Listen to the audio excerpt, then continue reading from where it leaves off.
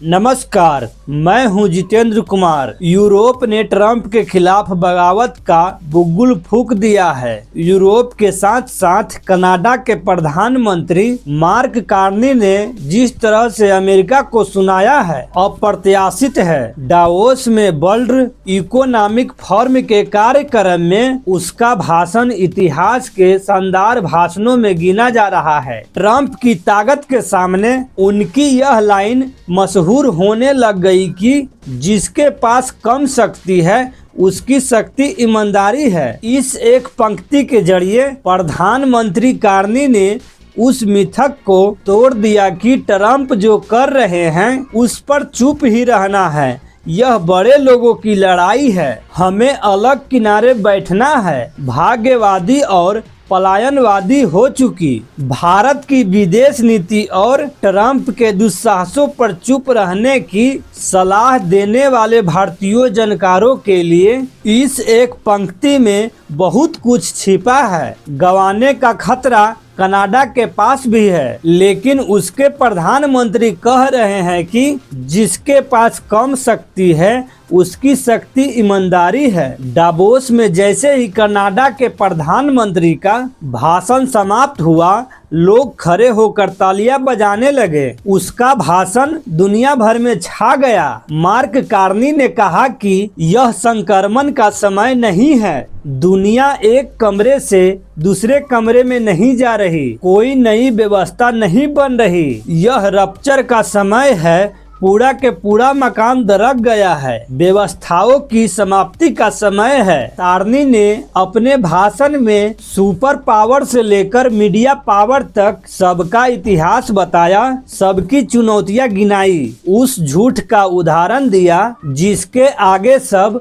अपने अपने फायदे के लिए चुप रहे। लेकिन अब वही झूठ सबके गले की फांस बन गया है। डावोस में कार्नी के इस भाषण की दुनिया भर में चर्चा हो रही है और हम भी इस पर बात कर रहे हैं कि यह भाषण भारत के संदर्भ में भी सटीक बैठता है। फ्रांस, बेल्जियम, जर्मनी, डेनमार्क और कनाडा के नेताओं को सुनते हुए साफ होता है कि ट्रंप की करतूतों को विरोध किया जा सकता है। लोग बोल रहे हैं तो क्या सवाल नहीं उठना चाहिए कि भारत के प्रधानमंत्री मोदी कहाँ है? दुनिया में सबसे ज्यादा टैरिफ भारत पर लगाया गया। क्या प्रधानमंत्री मोदी ट्रंप को बुली कहने का साहस रखते हैं? क्या वे ट्रंप का नाम लेकर उनकी विस्तारवादी नीतियों की आलोचना कर सकते हैं? भारत में दिन भर राजनीति करेंगे घुसपैठियों की, अपने ही नागरिकों पर नागरिकता की तलवार लटकाएंगे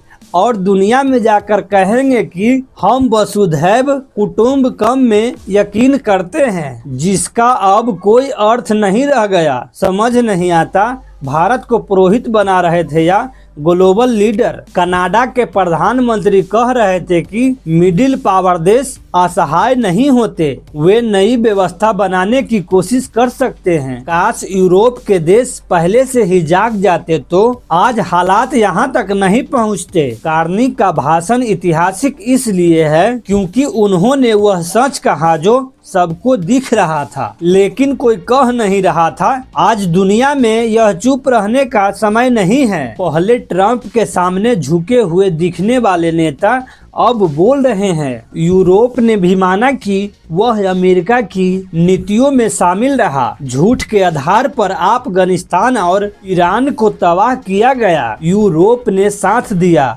आज वही यूरोप खुद खतरे में है। कार्नी ने कहा कि नियमों पर आधारित अंतर्राष्ट्रीय व्यवस्था पहले से ही खोखली थी। ताकतवर देशों ने नियमों का इस्तेमाल अपने फायदे के लिए किया। गाजा के समय दुनिया ने देखा कि कोई देश अमेरिका और इजराइल को रोक नहीं पाया। यूरोप ने भी कोई ठोस कदम नहीं उठाया। आज ग्रीनलैंड और क्रीमिया के बहाने यूरोप को वही सच्चाई दिख रही है जिसे वह पहले स्वीकार नहीं करता था। कार्नी ने माना कि अमेरिका के वर्चस्व से फायदे भी हुई, लेकिन हमने उसकी कमियों को उजागर नहीं किया। अब यह झूठ काम नहीं करता। कार्नी की बात को सरल शब्दों में समझिए। जब तक लूट में पैसा मिल रहा था हम चुप थे, अब जब हमारी बारी आई तो विरोध कर रहे हैं। कार्नी ने कहा कि अगर आप मेज पर नहीं हैं तो आप मेनू में नहीं होंगे। यह चेतावनी उस सभी देशों के लिए है जो सिर झुकाकर अपना अपना देखने में लगे हैं,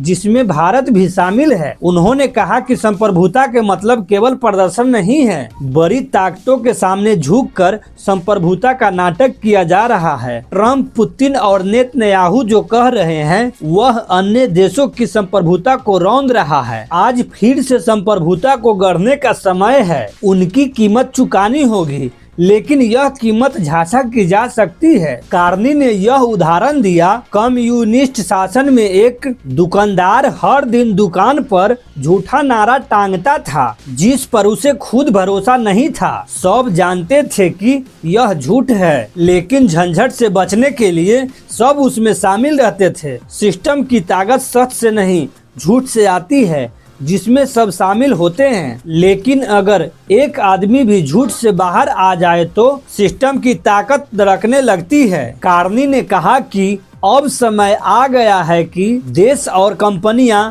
अपने अपने झूठे बॉर्डर हटा दें। क्या भारत में यही नहीं हो रहा? धर्म के नाम पर राजनीति नाटक, समस्याओं से मुंह फेरना, झूठ को सच की तरह जीना। कार्नी का भाषण भारत की राजनीति के इस दौर से भी पर्दा हटा देता है। उन्होंने स्वीकार किया कि दुनिया बदल चुकी है, अब नया सोचना होगा, नया करना होगा। सवाल है, क्या भारत भी ऐसा मानेगा? और अगर मानते हैं तो प्रधानमंत्री मोदी बोलते क्यों नहीं? कनाडा के प्रधानमंत्री ने कहा कि पुरानी धारणाएं अब काम नहीं करती। नई सच्चाई के अनुसार खुद को बदलना ही होगा। संयुक्त राष्ट्र जैसी संस्थाएं कमजोर हो चुकी है। अब मिडिल पावर देशों को एक दूसरे से नए रिश्ते बनाने होंगे। दीवारें बनाकर सुरक्षा नहीं मिलती, दीवारें टिकती नहीं। ग्रीनलैंड का भविष्य केवल ग्रीनलैंड तय करेगा। कनाडा ने साफ कहा। डावोस में भारत के मंत्री भी गए हैं, लेकिन वहां भारत की चर्चा मजाक में हो रही है। दुनिया पतन के दौर से गुजर रही है, लेकिन कुछ नेता बोलने का फर्ज निभा रहे हैं। सवाल है, क्या यूरोप ट्रंप के फांसीवाद के खिलाफ खड़ा हो पाएगा? और भारत में और यहाँ नेता